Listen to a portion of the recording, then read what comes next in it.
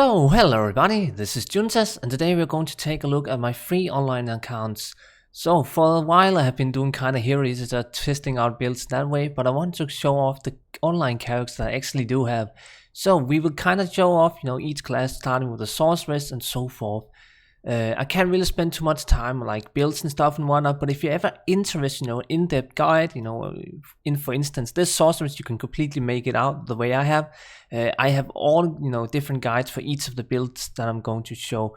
I just can't quite be detailed, else this video would be too long. But you can find links or whatever in my channel, etc., for each of the builds that I'm showing off in the video today. So the first Sorceress build is going to be my Lightning and Frozen Orb, also using Infinity. So you can see that I'm maxing out cold damage using Nightwing's Wheel with a Depth's Phantom. This is also a really nice roll run, it's the best one I have on my account. Pretty great roll in that one. And then I'm using an upgraded Skin of Viper Magic. Now I'm happy to use Skin of Viper Magic where I can. Initially I was thinking Chains of Honor, but I ended up not needing resist, and this armor is just not really used that much. But on some Sorceress builds, even low budget gear, Paladin builds, etc., they can utilize Viper Magic. So it's always cool to see this one being used for best in slot, especially also when you upgrade it. And then just kind of standard stuff here. Again, I love Elder's Boots. They are amazing. I'm using Elder's Boots on pretty much all of my builds. It's just that good. Also just because, well, there's no fire resistance on Spirit Shields. It always kind of ends up being an issue. Decent inventory with skillers and kind of just getting some mana and resistance. And then on Switch we have a Call to Arms. And the second Sorcerer is going to be my Fireball and Frozen Orb. So this one is pretty interesting. I made some pretty good gear choices, I would say, but just gonna show that it's another Infinity Merc, of course. But Enigma on a Sorceress. A lot of people are triggered by this choice, but I found it to be the only, and I do say the only Sorceress build that I ever found a use for on Enigma. It was simply just giving me overall better stats than Chains of Honor or Viper Magic. So I just had to go with Enigma. Also, I'm using Sandstorm Tricks. I don't normally recommend Sandstorm Tricks for Sorceress builds, but it ended up also just being the completely right choice. Then I'm using a fun little faster cast rate ring instead of just dual Stone of Jordans. I needed, a faster cast rate ring to get that 105%. Nightwing's Wheel and Depth's Phantom, because I felt like I wanted to utilize the best items in the game, and there's no really really good items that boost fire damage, so it had to be these two items here. Shoot as instead of is kind of bad, but Depth's Phantom is very overpowered. And also just Call to Arms and Switch and a decent inventory. You can see that I'm lagging a bit of cold resistance, so I'm not completely capped, but it's close enough to where I'm happy with it. And the third Sorcerer is going to be my favorite one, the Nova 200% faster cast rate Lightning. This is just so fast on +1, and of course we're also using an Infinity on this build. There's a theme for that one, everyone kinda needs to use it. Anywho, Wizard Spike is an interesting choice in this build. It gives great stats for everything I need. Of course we're lacking some damage stats that like a Herd of Oak could give us, but it's so good on 200% faster cast rate. And then an Ormus with +3, also pretty good roll on this one. A great Griffin's Eye died. I think this is the best one on my account, and a great amulet as well. This one I think was pretty expensive to get, but I'm happy with this roll. It's one of my better amulets on my account. Crusader upgraded just because I can. Good enough faster cast rate ring there, and Stone of Jordan. And then these amazing mana boots, which I think are really great roll. But I just bought them for cheap. I got a good deal some years ago. And just as Call to Arms and Switch, and then a decent enough inventory with some faster hit recovery small charms and life and mana small charms. It's very cool build. It's so fast on +1. And the last and fourth Sorceress is going to be my Sealed Sorceress. Now this is one of the most complicated and most expensive builds in Diablo 2. If you want to challenge yourself building this one, go for it. I've made like 3 videos for it, and I still don't know how to build it, and I don't know how to play it, and it's so complicated because there's like 10 ways you can do this Sorceress. So this is just my variation using Blood Feast, 1 Stone of Jordan and then 1 Raven Frost for attack rating. Water Walkers because of the yeah, decent life, but also some attack rating and passion, of course. That's kind of the main deal of a sealed sorceress. And this really expensive armor here, socketed armor, very cool to see, but it's also very costly. And then a great rolled dream tower steel, which is important for the block percent, a Mars kaleidoscope, and of course another dream in a bone visage. So expensive, so hard to play, because there's like, yeah, it's really strong build, but it's so complicated. And then also just a lot of lightning skillets and some life and mana, because I can also tend to utilize it with energy shield and so forth. And so let's take a look at the Amazon, starting off my bow Amazon. So this is the most expensive character I have on my account, I think, but it's also probably the weakest.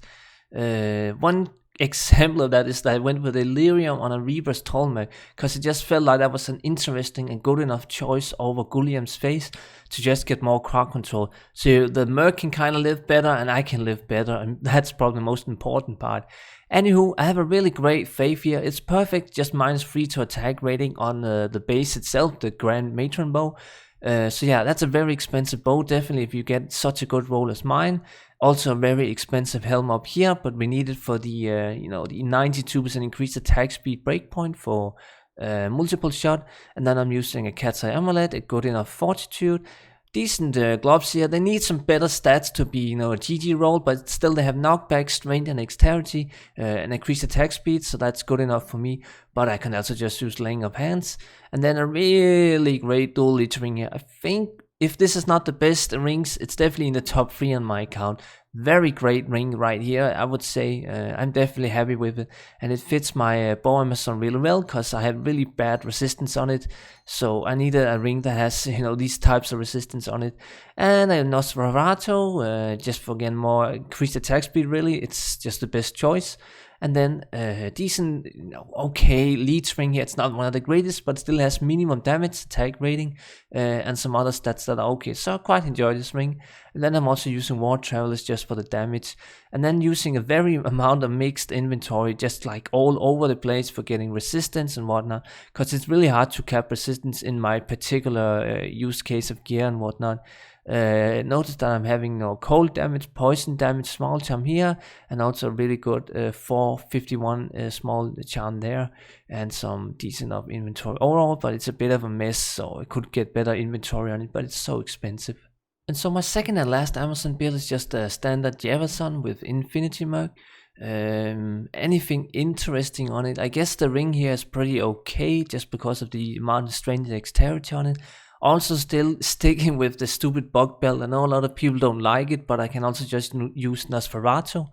Then I have a really decent lead ring here. I would say this is one of the better rings on my account, just because of the 5 to minimum is pretty high. Then I'm also using some pretty cool, interesting tri-wrist boots here. Half freeze duration is very nice, because I don't use a Ravenfrost ring, and this this build is like a melee build sort of, so you might tend up to be frozen a lot. Yeah, decent Eve upgraded Titan's Revenge. It's not one of the best rolls, but it's close to perfect, so it's okay. A great diadem here as well, almost perfect or whatever. And Highlight's Wrath. Anything interesting? Yeah, I guess the gloves here just needs like dexterity on it instead of enhanced defense to be a really GG roll. The extra gold find is also a pretty fun thing to see. And then I'm using still faster one walk Grand Charms. A lot of people maybe just go over life, but I love the run speed on this Javason here. It's just so good. And also just using some small faster hit recovery, lightning, fire resistance, etc. small charms. And then I switch. I also use Wizard Spike and Spirit. It's a setup I use on a lot of my characters, just for making teleport better on characters that are normally like mana or a faster cast rate gear. And so time for some Paladin builds, starting off here with my Tesladin. This build I just love so much. It's just so fun and so strong. A Reaper's Tallmerc, just kind of standard there. But yeah, Tesladin, you've seen it a lot in a few videos recently. Dream Woolworths, decent enough rings here. I could get a little better rings. They're definitely not very great, these rings here, but it doesn't really matter too much. I have a really great grief here as well. It just needs 3 to damage and it would have been perfect. The 3 to attack rating and 15% enhanced damage on a grief is pretty decent roll. So yeah, other things may be interesting. Yeah, I'm also using a call to arms or switch, and this call to arms here is in a war scepter, so it's very expensive. This is one of the most, if not the most expensive call to arms that you can get, and it's also a +6, but it's for fun. You can get a better holy shield with it and whatnot, but it's way too expensive to get normally. I would say it's not really worth going for, but it's still a fun trophy item. And great inventory on this one as well. One of the better geared characters I have in terms of inventory, definitely. And so the final and second Paladin build is going to be my Hammer Paladin. Now this one is still controversial. A lot of gear choices people don't like because it's not such a known build and it breaks the meta a little bit. But anywho, this is also the only build in Diablo 2 that I would ever consider using Insight on. Hammer Paladins just use way too much mana, and it's always been an issue. So Insight is really great on Hammer Paladins, but I wouldn't use it on any other build ever in Diablo 2 that I at least tried. Maybe there are other builds that could utilize it, but I really would not at endgame gear levels. And who also just using Treasury and Doubtless Visage for great attack speed on that one. Mage Feast upgraded, a Stone of Jordan, and then a Dwarf Straw together with Hotspur for, absorbing fire damage. Either just use, 2 Stone of Jordans and, I don't know, War Travelers or something like that for Magic Find, I don't know. So Hotspurs was just better for me personally, getting even more survival. Honestly, fire damage does not hurt you at all with these 2 items together. Herd of Oak and Enigma and Spirit Shield in a 35% base. And then I also have a pretty good amulet here. Of course, it would have been better with actually +2 and +20 faster cast rate, but it's still pretty strong. You can see +20 all resistant regen mana, dexterity, 73 mana base. It's like really strong amulet if it just had been +2 to all skills at the very least. But still, it's one of my better amulets on the account, so I'm happy with it. And then, of course, I just have to show this one. Crown of Ages, everyone hates about it.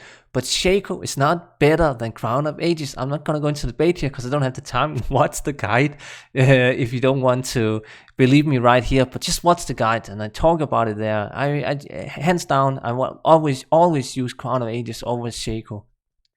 And then Call to Arms and Spirit on Switch.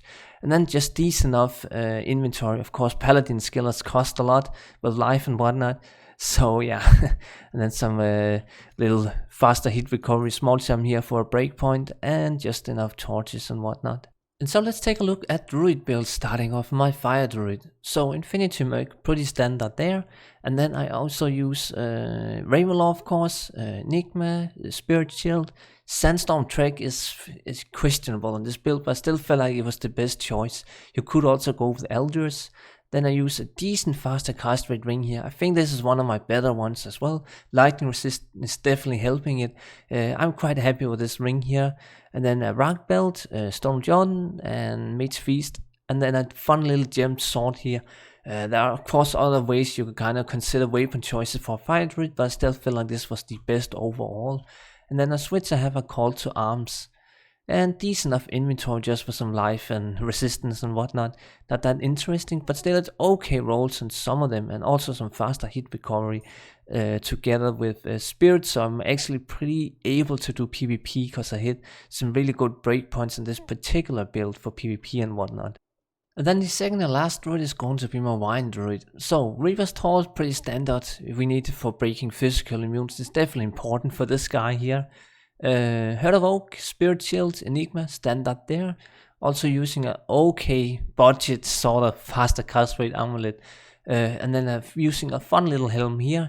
Use this variation on other builds as well, I'll show. But yeah, it's a budget option. You can of course get lots of better helms for faster cast rate and whatnot. But I still feel like this was a decent road middle to kind of get something working. A Rock Belt and Stone Jordan and a faster cast rate ring here with a lot of strength and fire resistance on this one, so it's pretty fun. Faster hit recovery on some of the Grand Charms, else just some life.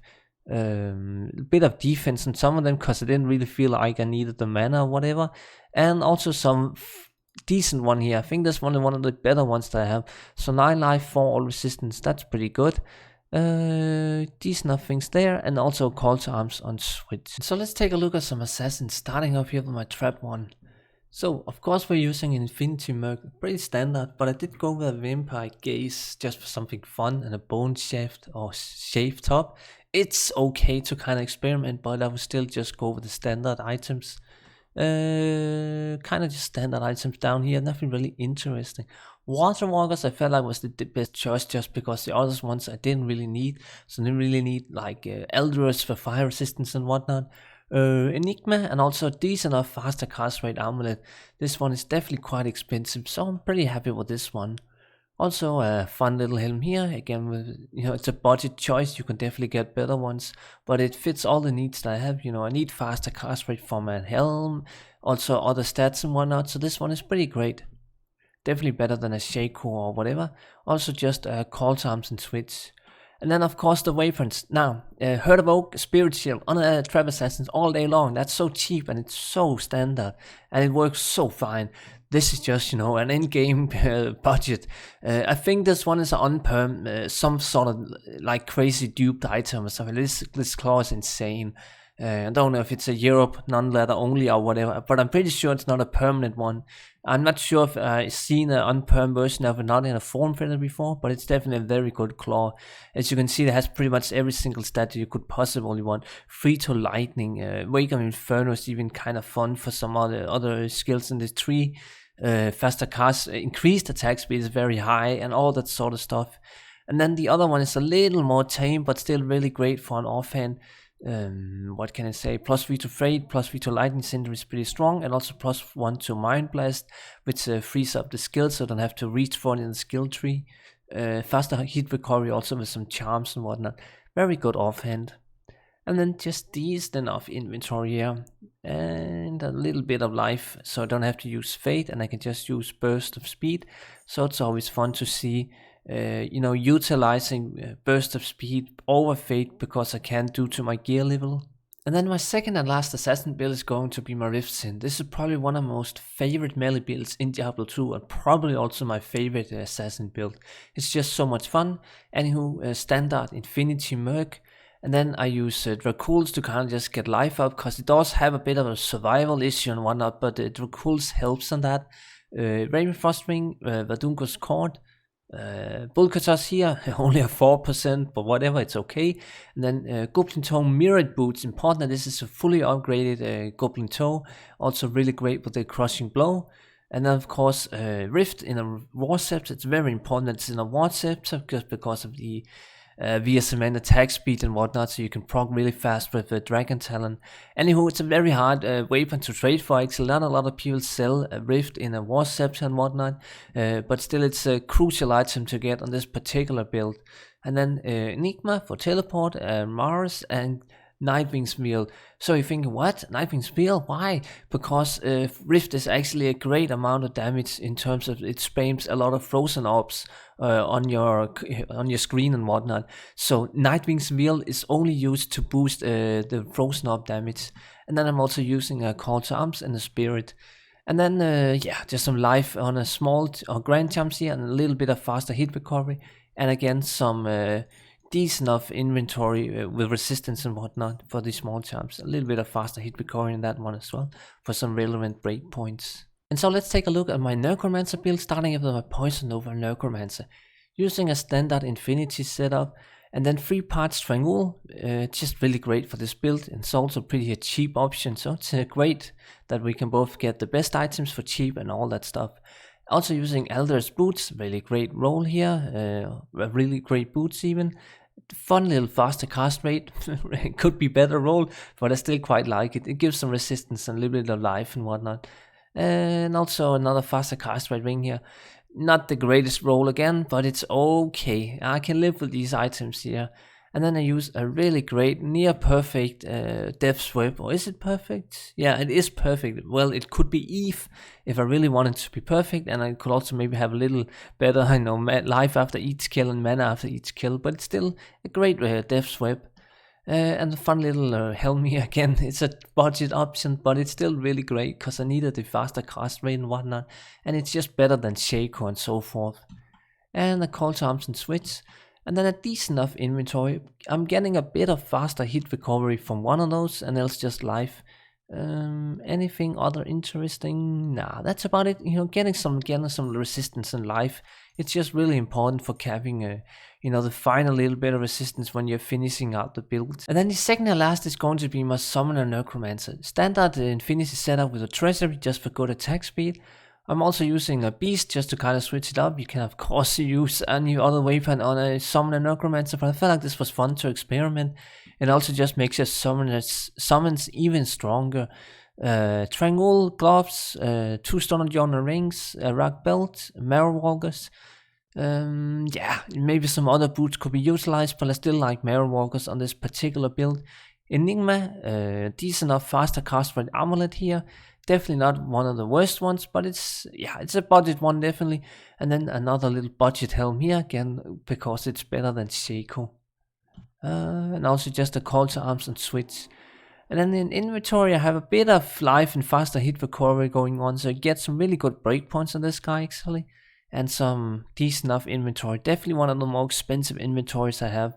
So yeah, it's pretty fun to cap out resistance even on build that can struggle a bit with it.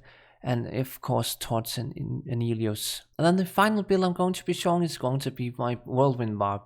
Reaver's Tall with a little fun breastplate here. Extra boner info perhaps if you want to know. Why in a breastplate? Just because I believe that it's best to make a treasury in a low defense armor, so fade procs even faster. That's just my theory, especially if you do short games. Anywho, standard Reaper's Tall there.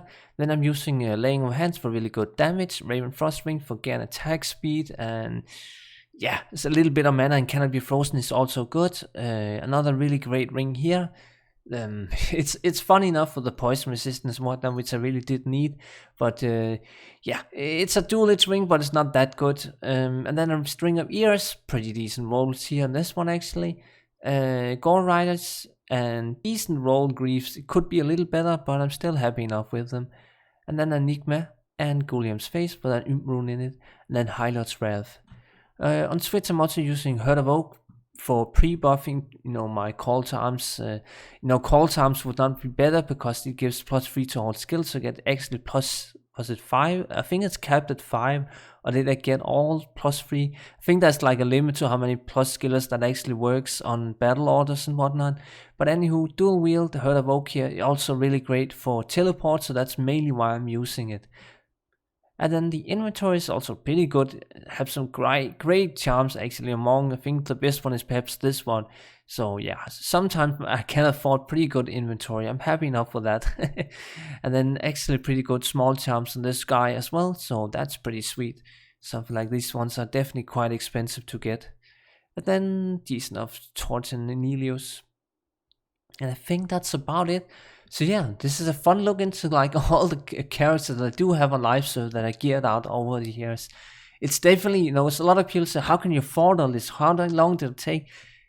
If you play it casual and you play it smart, that means you're trading all the time on JSP. You're using all the online things that online gives you. Then it's actually not that hard to actually gear up all these characters and level them and spec them out and all that shit. Of course it takes a long time even if you are trading, but self-found would of course be impossible. There's no way that you could even just finding a small charm of this one self-found. It's not gonna happen. It's just simply impossible. I would think you would have to play maybe 5,000 2,000 hours to even get to the gear level that I'm running with just a single character here. So of course, to get all these items, trade, play online. That's just how I always kind of roll with it, and also why I can even show off these characters now in a video, because I did the trading for a long time on JSP and whatnot. Anywho, again, if you want to see any of the particular builds like this Whirlwind barb and whatnot, I have individual guides for every single video, every single build that I've shown in the video here. As always, you can find them on my channel and whatnot. So yeah, thank you so much for watching everyone, and have a good one.